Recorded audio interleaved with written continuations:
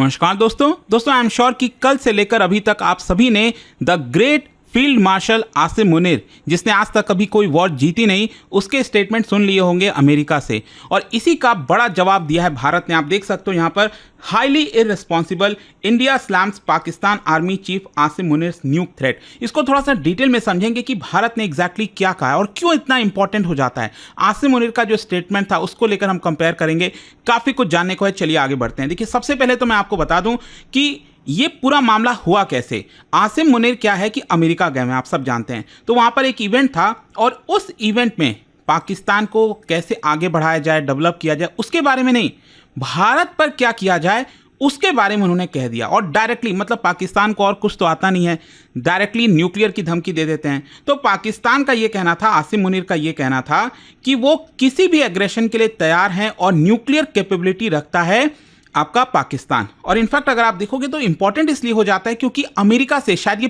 पहली बार ऐसा हुआ है कि पाकिस्तान के किसी आर्मी चीफ ने अमेरिका में बैठकर, और यही होता है, देखिए जब भी अमेरिका कुछ सपोर्ट करता है, जिस तरह से अभी आपको दिख रहा होगा ट्रम्प इनडायरेक्टली या डायरेक्टली पाकिस्तान को सपोर्ट कर रहे हैं, पाकिस्तान के आर्मी चीफ को बुला रहे हैं, तो इसकी वजह से पाकिस्तान को भी पंख लग जाते हैं। और इस तरह के स्टेटमेंट, गैर जिम्मेदाराना स्टेटमेंट आप कह सकते हो, वो भारत के खिलाफ देने लगते हैं। तो फ्लोरिडा में यहाँ पर बेसिकली एक इवेंट था और आसिम मुनीर का देखिए क्या कहना है, we are a nuclear nation. चलो भाई ठीक है, if we think we are going down, अगर हमें लगता है कि हम खत्म होने वाले, मतलब ये एक तो मान के तैयार हैं, ये पहले से मान लिए हैं कि भारत अगर अटैक करेगा तो ये खत्म ही हो जाएंगे। So we will take half the world down with अस।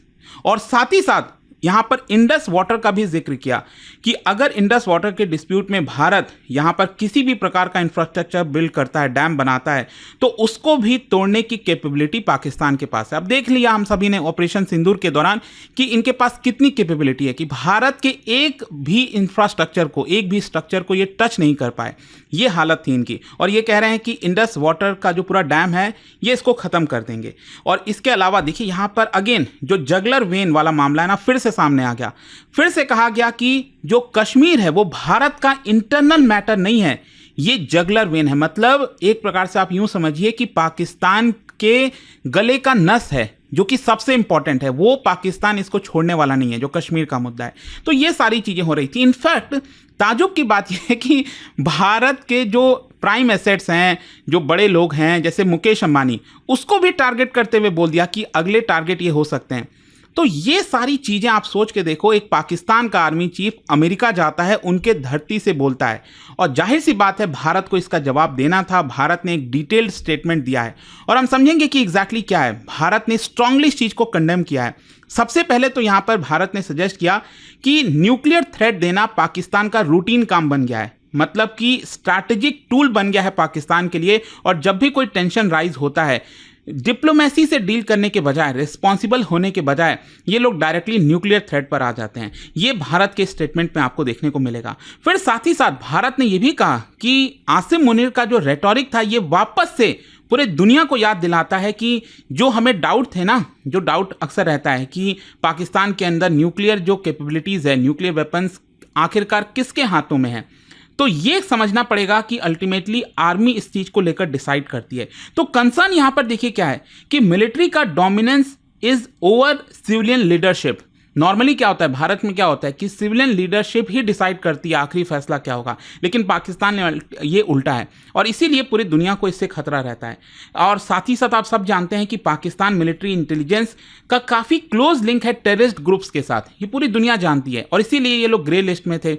तो ये कहीं ना कहीं एक डर का माहौल पैदा करता है कि ये जो न्यूक्लियर वेपन्स हैं वो टेररिस्ट के भी हाथ आ सकते हैं। पास्ट में आप इंसिडेंट्स देख लीजिए, जो एक्सट्रीमिस्ट हैं इन्होंने जिस तरह से पाकिस्तान में भी हमला किया, वहाँ पर डर था कि कहीं ना कहीं न्यूक्लियर वेपन्स उनके पास ना आ जाए, आतंकवादियों के पास। जैसे रावलपिंडी में 2009 में अटैक किया था उनके जनरल हेडक्वार्टर पर, फिर इसके अलावा 2012 में इन्फिल्ट्रेशन हुआ था मेहरान नवल बेस पर। तो इससे डर था कि कहीं न्यूक्लियर वेपन्स जो हैं वो टेररिस्ट के हाथों में तो नहीं आ रहे हैं। फिर इसके साथ साथ एक डिप्लोमेटिक जो नॉर्म होता है ना, उसका वॉयलेशन है। भारत ने कॉल आउट किया है कि इट इज़ रिग्रेटेबल कि आसिम मुनीर इस तरह के कमेंट्स एक फ्रेंडली थर्ड कंट्री अमेरिका से यहाँ पर इस चीज़ों की बातें कर रहे हैं, और ये इंप्लाई करता है कि इनके पास जरा भी एटिकेट नहीं है। डिप्लोमेटिक एटिकेट होता है ना एक, कि भले ही चलो हम सब जानते हैं कि दुश्मन है भारत और पाकिस्तान, लेकिन आप किसी थर्ड कंट्री जाते हो तो आप इस तरह की चीजें नहीं करते हो, लेकिन फिर भी ये कर रहे हैं। और जैसा मैंने आपको बताया कि अल्टीमेटली इसका जिम्मेदार यूएसए भी है, अमेरिका भी है,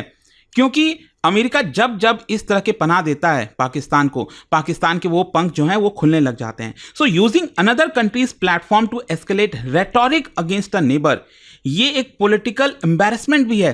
मतलब आप देखिए आसिम मुनीर ने एक्चुअली क्या है कि एक और स्टेटमेंट दे दिया था, भारत और पाकिस्तान को कंपेयर कर दिया था कि भारत एक मर्सिडीज की तरह है, जब वो हाईवे पर उतरता है तो फरारी की तरह होता है, लेकिन जो पाकिस्तान है वो एक डंप ट्रक की तरह है, उसके अंदर बहुत सारे पत्थर भरे हुए हैं। तो जब ये डंप ट्रक मर्सिडीज को हिट करेगा तो मर्सिडीज का क्या हाल होगा। तो लोग भी सोशल मीडिया वगैरह पर मजाक उड़ा रहे थे कि सच्चाई तो सामने आ ही जाती है कि भारत कहाँ है और पाकिस्तान कहाँ है। तो यही चीज़ आप, आई होप आप समझ पा रहे होगे कि एक बहुत बड़ा एम्बैरेसमेंट है अमेरिका के लिए भी कि वो इस चीज को वहां पर अलाउ कर रहे हैं। साथ ही साथ भारत ने ग्लोबल कम्युनिटी को अर्ज किया, कहा कि it is irresponsible nuclear posturing जो कि वहां से हो रहा है। ये एक अंडरलाइन मैसेज भी देने की कोशिश की है भारत ने कि पाकिस्तान का जो न्यूक्लियर बिहेवियर है इसको हमें स्क्रूटनाइज करने की जरूरत है। World should not take its command and control reliability for granted, हमें ग्रांटेड नहीं लेना चाहिए कि पाकिस्तान में, क्योंकि कभी भी कुछ भी हो सकता है। खैर, ये जो भी रिमार्क्स दिया गया है स्ट्रैटेजिकली सेंसिटिव क्यों है, क्योंकि पाकिस्तान का जो न्यूक्लियर पॉलिसी है, अगर आप देखोगे ऑफिशियली एक होता है ऑफिशियल स्टैंड, एक होता है अनऑफिशियल स्टैंड। भारत का ऑफिशियल या अनऑफिशियल एक ही स्टैंड है, नो फर्स्ट यूज, हम नहीं करने वाले जब तक सामने वाला नहीं करेगा। लेकिन पाकिस्तान की जो पॉलिसी है officially, it is credible minimum deterrence, मतलब वो ये साफ कहता है कि हम भारत के खिलाफ डिटरेंस की वजह से ऐसा करना चाहते हैं, एग्जिस्टेंशियल थ्रेट में हम इसका इस्तेमाल करेंगे। लेकिन पब्लिकली बार बार न्यूक्लियर रिटेलिएशन की धमकी देना, ये कहीं ना कहीं वो भी पीस टाइम के समय, ये उसकी क्रेडिबिलिटी को अंडरमाइन करता है। और कहीं ना कहीं भारत और ग्लोबल कम्युनिटी के पास भी अपॉर्चुनिटी है कि पाकिस्तान के इस थ्रेट को, इंप्रेशन को हल्के में ना लिया जाए। और इसकी वजह से एक प्रकार से हमें उनके निगरानी करने की जरूरत है। जैसे ईरान जो भी डेवलप कर रहा है उसके ऊपर निगरानी की जा रही है, वो डेवलप ना कर सके तो पाकिस्तान इसका इस्तेमाल ना करे, वो भी निगरानी करने की जरूरत है। हिस्टोरिकली पाकिस्तान ने कई बार इस तरह की धमकी दी और यूज करने की धमकी है, चाहे वो कारगिल का वॉर समय हो, 2008 का मुंबई अटैक हो, पठानकोट के समय हो। पाकिस्तान का न्यूक्लियर कमांड किसके पास है? देखिए, पाकिस्तान का जो न्यूक्लियर आर्सेनल है वो मैनेज किया जाता है नेशनल कमांड अथॉरिटी के द्वारा, जिसमें मिलिट्री का हैवी प्रेजेंस आपको देखने को मिलेगा, डोमिनेंट रोल देखने को मिलेगा। कंसर्न्स यहां पर यह है कि अनलाइक इंडिया जहां पर न्यूक्लियर कमांड सिविलियन लीडरशिप के पास होता है, लेकिन पाकिस्तान के अंदर जो सिस्टम है it is actually run by army.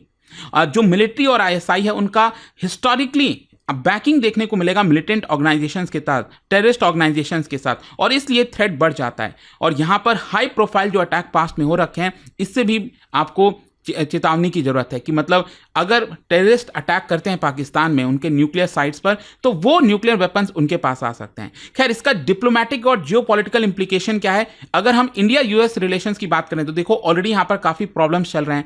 Further अगर ट्रंप और अमेरिका आसिम मुनीर को अलाउ करता है कि उन्हीं के देश से इस तरह की धमकी दी जा रही है, तो दोनों देश के रिलेशन, भारत और यूएस के रिलेशंस और ज्यादा नीचे जा सकते हैं। और एक ग्लोबल परसेप्शन भी आपको देखने को मिलेगा कि इस तरह के जो रेटोरिक है वो पाकिस्तान की जो स्टैंडिंग है वेस्टर्न अलाइज के साथ, वो कमजोर हो सकती है। भारत की पोजीशनिंग क्या है? देखो, India can use this episode कई तरीके से। हम जो नैरेटिव है पाकिस्तान का इररिस्पॉन्सिबल न्यूक्लियर स्टेट का, उसको मजबूत कर सकते हैं, दिखा सकते हैं, यहां पर लॉबिंग कर सकते हैं ताकि ग्लोबल मॉनिटरिंग की जाए पाकिस्तान के न्यूक्लियर प्रोग्राम के ऊपर। और हिस्टोरिकल पैटर्न मैंने आपको बताया ना, चाहे वो 1999 का कारगिल वॉर था, उस समय भी उन्होंने यही धमकी दी। 2001 के समय जब आपको याद होगा 1-2 के समय जो आपका पार्लियामेंट पर अटैक हुआ, फिर चर्चा हो रही थी कि क्या भारत अटैक करेगा पाकिस्तान पर, नहीं करेगा, क्या है, तो उस समय भी मोबिलाइजेशन की चर्चा हो रही थी। फिर इसके बाद उरी, बालाकोट और अभी पहलगाम वाला हमला हुआ, तो उन सब के दौरान भी अगर आप देखेंगे तो यहां पर बार बार पाकिस्तान ने इस तरह की, तो भारत कहीं ना कहीं आसिम मुनीर के इस कमेंट को ओल्ड प्लेबुक की तरह देख रहा है, उसी को कंटिन्यू करते हुए देख रहा है। तो भारत के लिए स्ट्रैटेजिक टेकअवे क्या है? देखो, भारत का जो रिएक्शन है वो सिग्नल करता है कि जब भी पाकिस्तान इस तरह की चीजें बोलेगा हम उसको कॉल आउट करेंगे, पूरे दुनिया को दिखाएंगे। हम डिप्लोमेटिक चैनल्स का इस्तेमाल करेंगे पाकिस्तान की इमेज दिखाने का कि पाकिस्तान के पास जो न्यूक्लियर वेपन्स हैं दैट दे आर अनरिलायबल। और हम एम करेंगे ग्लोबल प्रेशर के लिए, चाहे वो यूएन के अंदर हो, IAEA के अंदर हो, ताकि पाकिस्तान के न्यूक्लियर प्रोग्राम पर अच्छे से निगरानी हो। तो आई होप कि आपको अच्छे से अब डिटेल में समझ में आया होगा कि भारत क्या रिस्पॉन्स किया है, क्यों किया है। आसिम मुनीर का ये गैर जिम्मेदारा बयान जो है बिल्कुल भी शोभा नहीं देता। खैर, जाने से पहले एक इंटरेस्टिंग क्वेश्चन, यहां पर न्यूक्लियर जो कमांड है, अथॉरिटी है, उसी से रिलेटेड है। 2 स्टेटमेंट दिया, आपको बताना है कौन सा करेक्ट, और इसका राइट आंसर आप सब जानते हैं। मेरे इंस्टाग्राम पर तो मिलेगा ही, वहां पर अगर आप नहीं हो कोई बात नहीं, टेलीग्राम से ले सकते हैं इसका सही उत्तर। और दोस्तों, जैसा मैंने आपको बताया, स्टडी IQ पर साल की सबसे बड़ी सेल इस समय चल रही है, इंडिपेंडेंस डे सेल। इससे बड़ा ऑफर आपको कभी भी साल में देखने को नहीं मिलेगा। 47% डायरेक्ट ऑफ है। Use this code Ankit live, maximum discount कोई भी बैच लेने के लिए। You can use this phone number, यहां पर अगर आप कॉल करोगे मेरी पर्सनल टीम आपको अच्छे से चीजों को गाइड कर देगी। दोस्तों, स्टडी IQ की इंडिपेंडेंस डे सेल लाइव हो चुकी है और इस बार तैयारी का गेम पूरा बदल चुका है, क्योंकि इस बार खास बात यह है कि UPSC के सारे कोर्सेज पर लोएस्ट डिस्काउंट एवर एक्टिव है। एडमिशन सिर्फ 15 अगस्त तक ओपन है ऑन ऑल डिस्काउंट्स। यह चांस चला गया तो रिग्रेट गारंटीड है। अभी स्टडी IQ ऐप या वेबसाइट पर जाइए, टाइप कीजिए P2I फाउंडेशन प्रतिज्ञा बैच, यूज कीजिए code Ankit live ANKITLIVE for the lowest price. अभी भी कोई डाउट हो तो मेरी पर्सनल टीम को कांटेक्ट कर सकते हैं 092400232993। यह सिर्फ एक कोर्स नहीं, यह है IAS बनने की प्रतिज्ञा और मैं हूं आपका मेंटर इस सफर में आपके साथ। आज की मेहनत कल के आजाद भारत बनाएगी। स्टडी IQ के टॉप एजुकेटर्स के साथ लिखिए कल के भारत की कहानी। स्टडी IQ IAS, आपका सिलेक्शन हमारा मिशन।